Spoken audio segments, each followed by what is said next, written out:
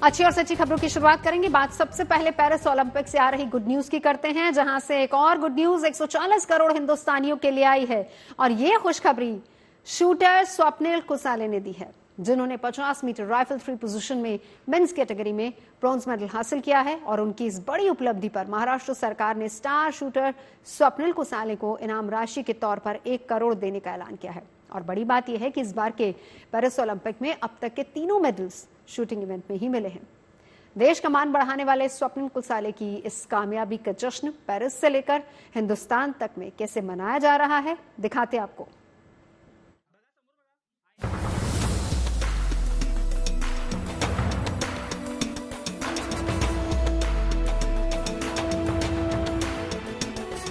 Olympic में shooter Swapnil कुसाले ने अचूक निशाना लगाया तो इस कामयाबी का जश्न पेरिस से लेकर हिंदुस्तान तक बड़े धूमधाम के साथ मनाया जा रहा है। ये तस्वीरें कोल्हापुर से आई हैं, जहां स्वप्निल कुसाले के घर पर बधाई देने वालों और मीडिया का तांता लगा हुआ है। 28 साल के स्वप्निल ने ओलंपिक में ब्रॉन्ज मेडल जीतकर न सिर्फ देश का मान बढ़ाया है, बल्कि 140 करोड़ हिंदुस्तानियों को भी खुश होने का मौका दिया है। आज बेटे की इस सफलता पर पूरा परिवार बहुत गौरवान्वित महसूस कर रहा है। आज तक मैंने जो मेहनत की उसके लिए आज मेरा उसका काम पूरा कर दिया उसने। आज मुझे बहुत अच्छा लगा है कि मेरे देश का नाम, मेरे तिरंगा का नाम और तिरंगा लहराया उसने। मुझे बहुत आनंद है। बहुत अच्छा खुशी हो रही है हम सबको। हमारे पूरे गांव के लोग हमारे घर में आए हैं, मेरे मित्र परिवार सभी लोग यहाँ पर है। खुशियाँ ही खुशियाँ हो रही है।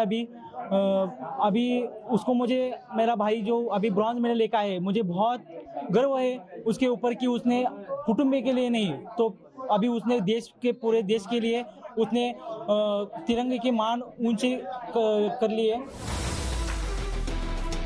शूटर स्वप्निल ने यह medal 50 metre rifle three position की मेंस कैटेगरी में जीता है। उन्होंने कुल 451.4 अंक हासिल किए। खास बात ये रही कि 50 मीटर राइफल थ्री पोजीशंस में भारत ने पहली बार कोई मेडल जीता है। इस इतिहास को रचने वाले स्वप्निल कुसाले को पीएम नरेंद्र मोदी ने सोशल मीडिया एक्स के जरिए बधाई दी। अपने बधाई संदेश में पीएम ने लिखा कि स्वप्निल कुसाले का असाधारण प्रदर्शन पेरिस ओलंपिक में पुरुषों की 50 मीटर राइफल थ्री पोजीशन में कांस्य पदक जीतने के लिए उन्हें बधाई। उनका प्रदर्शन इसलिए खास है क्योंकि उन्होंने बेहतरीन लचीलापन और कौशल दिखाया है। वो इस श्रेणी में पदक जीतने वाले पहले भारतीय एथलीट भी हैं। हर भारतीय खुशी से भर गया है। ओलंपिक में स्वप्निल कुसाले इसको ब्रॉन्ज मेडल मिला है, इसलिए मैं उसका अभिनंदन करता हूँ, बहुत बहुत शुभकामनाएं देता हूँ। उनके कोच हो, उनका परिवार हो, उन सभी लोगों का अभिनंदन। ये हमारे महाराष्ट्र के लिए गौरव है। 28 साल के स्वप्निल 2012 से इंटरनेशनल शूटिंग इवेंट्स में हिस्सा ले रहे हैं, लेकिन ओलंपिक के लिए उन्हें 12 साल इंतजार करना पड़ा। ये इंतजार पेरिस ओलंपिक के साथ खत्म हुआ और उन्होंने अपने पहले ही ओलंपिक में देश के लिए मेडल जीतकर इतिहास रच दिया। शूटर स्वप्निल का जन्म महाराष्ट्र के पुणे में हुआ और वो 2015 से सेंट्रल रेलवे में टीसी के तौर पर काम कर रहे हैं।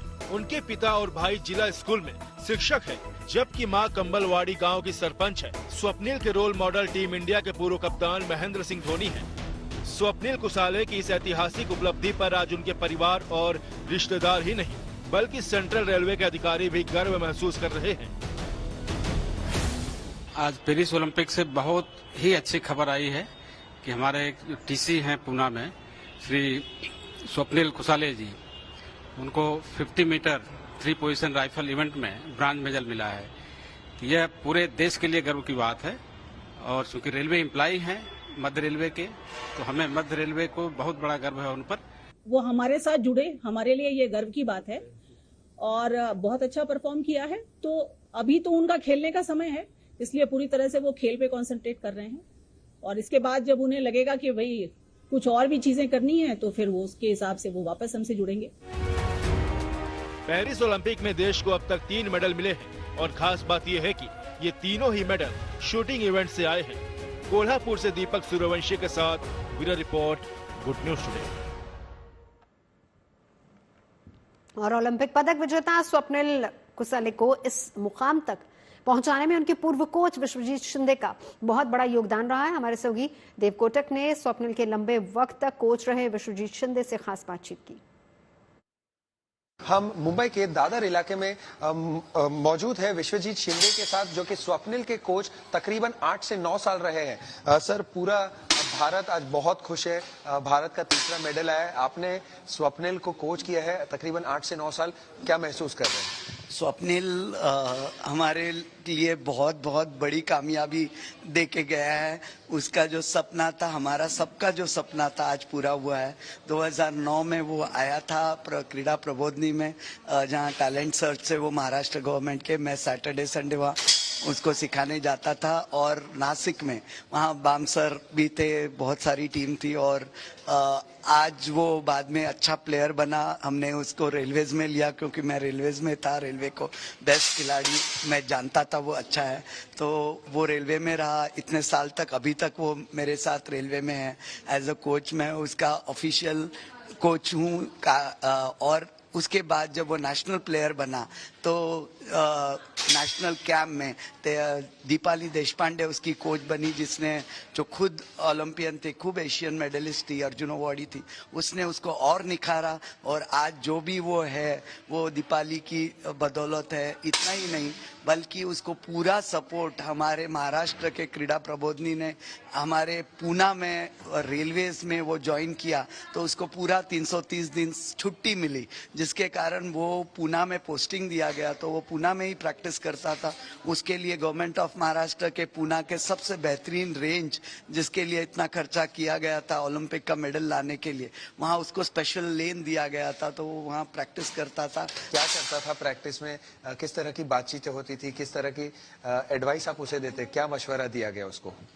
स्वप्निल पहले से ही एकदम शांत है, कम बोलने वाला है। जो भी आपने अभी बोला वो सब गुण उसमें ऑटोमेटिकली है। हम तो चाहते थे कि वो इसके बाहर आए, थोड़ा सोशल रहे, थोड़ा ये रहे, लेकिन वो नहीं। अभी आप आएगा तब मिलोगे, वो कम बोलता है, किसी के कंट्रोवर्सी में जाता नहीं है, किसी से कुछ मांगता नहीं है। कुछ अभी वो बहुत दिन से कुछ चाहिए, गोलियां चाहिए, ये चाहिए, तो वो कभी किसी से मांगता नहीं था। जो आएगा आएगा, जो होगा होगा। मेरा काम है मेहनत करना, उतना करता था, लेकिन बहुत सिंसियरिटी तय करता था। एक और अच्छा उसका गुण है कि उसको ना बोलने को आता है। मैंने जैसे बताया, मैं उसको फोर्स कर रहा था कि आप ये करो हमारी टीम के लिए, तो वो करता।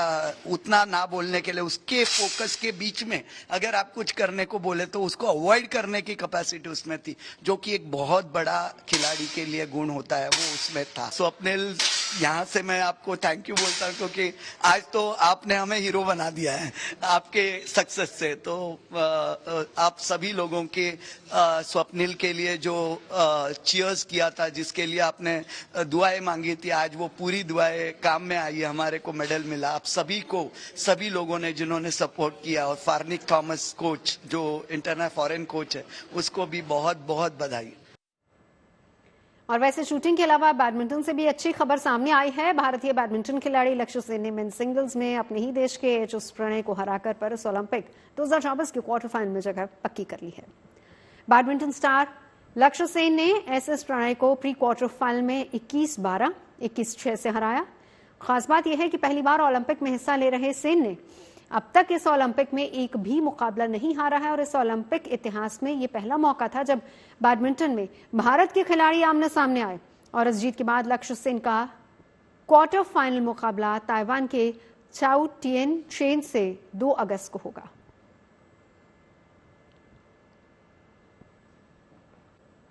आज वर्ल्ड लंग कैंसर डे है। पिछले कुछ समय से दूसरे देशों की तरह से भारत में भी लंग कैंसर के मरीज बढ़े हैं। हालात ये हो गई है कि हर साल भारत में फेफड़े के कैंसर के नए नए मामले सामने आ रहे हैं। स्मोकिंग और तंबाकू के अलावा शहरों में प्रदूषण बढ़ने की वजह से भी फेफड़े के कैंसर के मरीज बढ़े हैं। डराने वाली बात यह है कि इससे पीड़ित व्यक्ति को काफी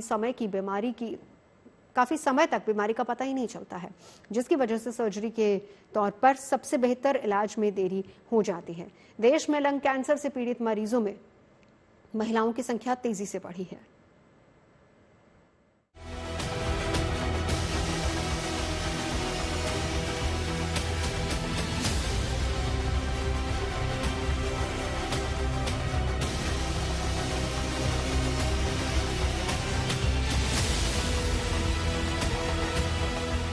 लखनऊ की मशहूर किंग जॉर्ज मेडिकल यूनिवर्सिटी, जो उत्तर प्रदेश की 20 करोड़ आबादी के लिए एक बड़ी उम्मीद की तरह है। यहाँ के pulmonary and critical care medicine ward में लंग कैंसर का इलाज करवा रहे सिर्फ इन मरीजों को ही सांस लेने में तकलीफ नहीं हो रही, बल्कि हर साल इस तरह की शिकायत करते नए मरीज सामने आ रहे हैं। इस पर रोकथाम के लिए ही भारत समेत पूरी दुनिया में वर्ल्ड लंग कैंसर डे के जरिए जागरूकता फैलाने का अभियान चलाया जा रहा है। वर्ल्ड लंग कैंसर डे है, यानी एक ऐसा दिन जब फेफड़े में होने वाले कैंसर के प्रति लोगों को जागरूक किया जाता है। वैसे तो इसके मरीजों की संख्या बहुत ज्यादा है और अब जिस तरह से लाइफस्टाइल है उसको देखते हुए इसको और ज्यादा थ्रेट माना जा रहा है। एक अनुमान के मुताबिक भारत में भी लंग कैंसर के नए मामलों के सामने आने में काफी तेजी आई है। हर साल देश में 67,000 से ज्यादा नए मामले दर्ज किए जा रहे हैं। 100 से ज्यादा तरह के कैंसर में लंग कैंसर की समस्या दूसरे नंबर पर है। पहले नंबर पर कोलोरेक्टल कैंसर है, फिर भी सबसे ज्यादा मौत की वजह लंग कैंसर ही है। देखिए, अगर दुनिया भर में हम बात करें तो 22 लाख लोग प्रतिवर्ष कैंसर के जद में आ रहे हैं, जो लंग कैंसर है। ये दूसरे नंबर का कैंसर है इंसिडेंस में। लेकिन जहां हम मौत की अगर बात करें तो सबसे खतरनाक कैंसर इसको इसलिए हम लोग मानते हैं कि 18 लाख मौतें हो रही हैं, जो कि सबसे ज्यादा हैं। यदि हम मौत का आंकड़ा देखें तो 18 लाख लोगों की मौत है, और जो दूसरे नंबर पे जो मौत है, जो कोलोरेक्टल हैं, वो 9 लाख हैं। माने एकदम ही बहुत ज्यादा एक ऐसी स्थिति है कि सबसे खतरनाक कैंसर लंग कैंसर है। दूसरे तरह के कैंसर की तुलना में लंग कैंसर में रेडियोथेरेपी, कीमोथेरेपी या इम्यूनोथेरेपी की मुश्किल प्रक्रिया से गुजरने की जरूरत नहीं होती, बशर्ते लंग कैंसर का मरीज वक्त रहते pulmonary and critical care medicine से जुड़े विशेषज्ञ के पास पहुंच जाए। हालांकि ज्यादातर मामलों में मरीज और स्वास्थ्य सेवाओं के स्तर पर जागरूकता की कमी से ऐसा नहीं हो पाता। सबसे अच्छा जो डेफिनेटिव इसका ट्रीटमेंट है वो सर्जरी है। विडंबना ये है कि हमारे पास जो रोगी आते हैं वो सर्जिकल स्टेज पीछे छूट जाती है, एडवांस स्टेज में हम लोगों को मिल रहे हैं, जबकि बहुत ही लिमिटेड ऑप्शंस रहते हैं ट्रीटमेंट के, जहां कीमोथेरेपी, रेडियोथेरेपी या पैलिएटिव केयर या टारगेटेड थेरेपी या इम्यूनोथेरेपीज, इस तरह के ऑप्शंस हमारे लिए बचते हैं। सर्जिकल ऑप्शन सबसे बेहतर ऑप्शन है। लंग कैंसर से जुड़ी धारणा के विपरीत धूम्रपान और तंबाकू के सेवन के अलावा प्रदूषण भी एक बड़ी वजह बनता जा रहा है। हवा में खतरनाक नाइट्रोजन ऑक्साइड और पार्टिकुलेट मैटर यानी कि PM 2.5 का उत्सर्जन स्वस्थ शरीर में मौजूद फेफड़ों को भी कैंसर की जद में धकेल देता है। 15 से 20% लंग कैंसर के लिए लाइफस्टाइल में बदलाव को भी जिम्मेदार माना जा रहा है। ये लंग कैंसर सबसे ज्यादा अफेक्टेड है स्मोकिंग और टोबैको के यूज से। 85% जो कैंसर हैं उनमें एसोसिएशन मिलता है स्मोकिंग या तंबाकू के उपयोग का लंग कैंसर में। पॉल्यूशन लेवल है, खास करके एयर पॉल्यूशन को अगर आप देखेंगे PM 2.5 या PM 10 के जो स्तर हैं बहुत ज्यादा हैं। रेड जोन में कई शहर भारत देश में अब आने लगे हैं, तो ये एक बड़े कारक की तरह से सामने आ रहे हैं। अक्सर खांसी आना, वजन कम होते जाना और ऐसे बेहद सामान्य लक्षण इस बड़ी बीमारी की वजहों में शामिल हैं। लंग कैंसर की सबसे मुश्किल बात यह है कि उसके लक्षण TB यानी कि ट्यूबरकुलोसिस से मिलते जुलते हैं। TB के रोगाणु सांसों के माध्यम से व्यक्ति के अंदर जाते हैं, वहां से वो खून के माध्यम से शरीर के दूसरे भाग जैसे गुर्दे, रीढ़ और मस्तिष्क तक चले जाते हैं। लंग कैंसर और TB दोनों के मिलते जुलते सिम्टम हैं। हम अगर बात करें 2 हफ्ते तक की TB कैंसर में भी हो सकती है और लंबे समय तक परसिस्टेंट कफ भी हो सकता है, लेकिन 2 हफ्ते की TB जो खांसी है वो TB के लिए बहुत ही इम्पोर्टेंट है। ऐसे ही खांसी में खून आना, सांस फूलना, चेस्ट में पेन होना, पानी आ जाना, उससे पेन होना, ये आगे चल के जो सांस फूलने की स्थितियां हैं वहां तक पहुंचता है। तो ये अगर किसी को समस्याएं हो रही हैं और साथ ही साथ भूख कम लगना या वजन गिरना, ये दोनों ही समस्या TB और कैंसर में आ रही है। TB और लंग कैंसर के लक्षण एक जैसे होने की वजह से कई डॉक्टर्स असल बीमारी की सही डायग्नोसिस नहीं कर पाते, जिससे वक्त रहते हो जाने वाली सर्जरी का भी समय निकल जाता है। अर्ली डिटेक्शन से, यानी जितना जल्दी ये पता चलेगा उतना आसानी होगी। लेकिन लोग उस स्टेज को पार करने के बाद आते हैं, यानी लोगों को लंग कैंसर होता है और उनको पता नहीं चलता है, तो अपने आप में एक बड़ी चुनौती आज के समय में भी है। लेकिन जितना जल्दी हो सके लोगों को पता चले, इसके लिए अवेयरनेस बहुत जरूरी है। और इस वर्ल्ड लंग कैंसर डे का संदेश भी यही है। वीडियो जर्नलिस्ट संदीप दुबे के साथ शिल्पी सेन, लखनऊ। और अब बात रक्षाबंधन की त्योहार की, जो 19 अगस्त को है और अभी से ही इसकी तैयारियां शुरू हो गई हैं। बाजार में एक से बढ़कर एक राखियां दिखने लगी हैं और जिन बहनों को अपने भाइयों को राखियां भेजनी हैं वो बाजार का रुख करने लगी हैं। गुजरात के वडोदरा में एक अलग ही मुहिम चल रही, रक्षाबंधन विद इंडियन आर्मी। इस मुहिम से देश ही नहीं बल्कि दुनिया के कई देशों में रहने वाली बहनें जुड़ चुकी हैं।